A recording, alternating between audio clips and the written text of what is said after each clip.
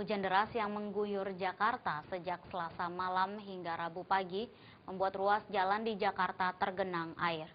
Ruas jalan yang tergenang air diantaranya di Jalan Ledjen Suprapto, Jalan Gunung Sahari, dan Jalan Es Parman. Rata-rata ketinggian air yang merendam jalanan tersebut berkisar antara 30 hingga 70 cm.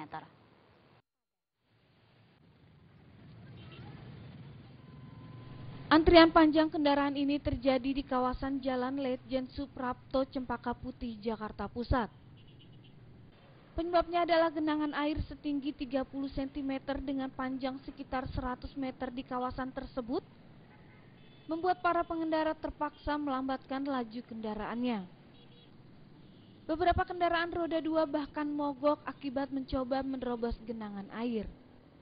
Air dari ini, Kali Ciliwung ya? Iya. Dari sejak kapan sih? Yang lagi musim hujan aja kalau hujan.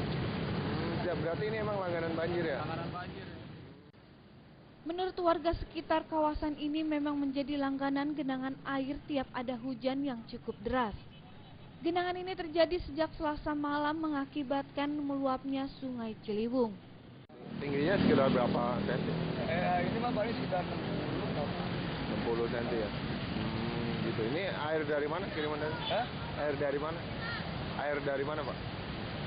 Ya air dari ini juga, kalinya kan udah nggak buat tampung. Kali Ciliwung ya? Enggak, kali yang sini nih. Dekat sini kan udah nggak buat tampung. Ini emang sering banjir di sini ya Pak? Sering. Langganan banjir. Pokoknya tiap hujan ada banjir. Selain itu banjir juga terjadi di Jalan Gunung Sahari Raya yang merupakan perbatasan antara Jakarta Pusat dengan Jakarta Utara. Tingginya genangan air membuat arus lalu lintas dari arah Senin ke arah Ancol menjadi terputus. Setiap kendaraan yang terlanjur masuk ke Jalan Gunung Sahari terpaksa harus memutar balik dan mencari jalur alternatif lainnya. Genangan air juga terlihat masih menggenangi underpass Kemayoran, Jalan PRJ Kemayoran arah Sunter. Bukan hanya di wilayah Jakarta Pusat, di Jakarta Barat genangan air juga terjadi di antaranya di Jalan Es Parman. Genangan air yang merendami jalan ini mencapai 30 hingga 70 cm. Jalan yang menghubungkan ke Grogol, Pluit, dan Kalideres ini nyaris terputus. Meski genangan air cukup tinggi, namun ada sejumlah kendaraan baik roda 2 atau roda 4 nekat menerobos genangan air. Akibatnya ada beberapa kendaraan roda 2 yang mengalami mogok. Untuk memudahkan warga melewati jalan ini, warga sekitar menyediakan gerobak. Jalan Es Parman ini menjadi jalan di salah satu jalan raya yang rawan akan genangan air. Dari Jakarta, tim liputan melaporkan.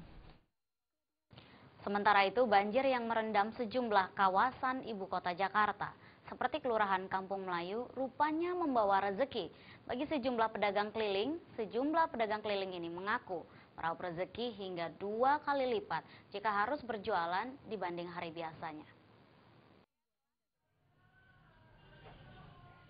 Banjir yang berlangsung hampir 2 pekan di kawasan ibu kota DKI Jakarta, khususnya kawasan langganan banjir yakni Kelurahan Kampung Melayu, Jakarta Timur, rupanya membawa berkah bagi sejumlah pedagang keliling.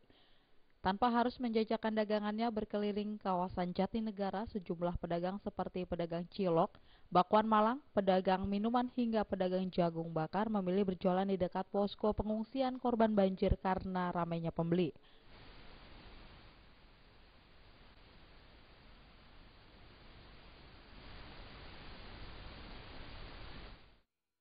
Pedagang cilok ini misalnya mengaku jika hari biasa dia harus berjualan keliling kawasan Jatinegara, maka sejak banjir merendam kawasan Kampung Melayu dirinya tak perlu harus berkeliling berjualan. Bahkan keuntungan yang dicapai selama berjualan di dekat posko pengungsi banjir mampu meraup keuntungan hingga 2 kali lipat jika dibanding hari biasa. 2 kali lipat paling bisa habis 1.200, 1.000 di sini. Keuntungannya kalau 700 paling 85.000.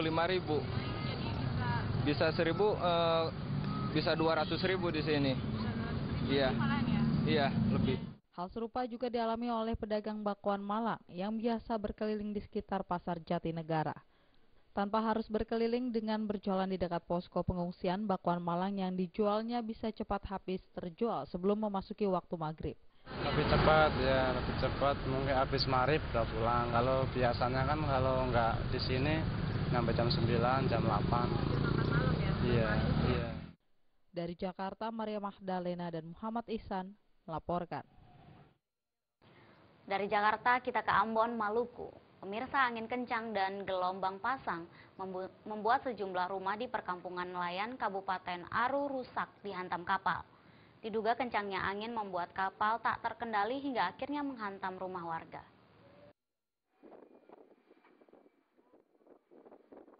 Sebuah kapal nelayan berukuran besar ini menghantam 2 rumah panggung milik warga Kampung Nelayan, Kota Dobo.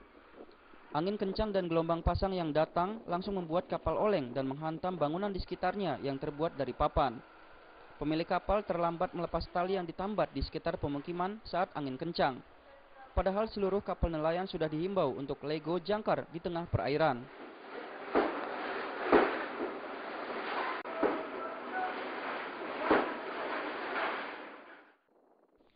Warga di pemukiman nelayan akhirnya berusaha menjauhkan kapal dari pemukiman untuk menghindari kerusakan yang lebih parah.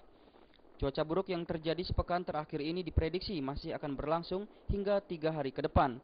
Warga diminta waspada dan tidak melakukan aktivitas di laut. Dari Ambon, Maluku, Haryatno melaporkan. Kami masih memiliki sejumlah informasi. Tetaplah bersama kami.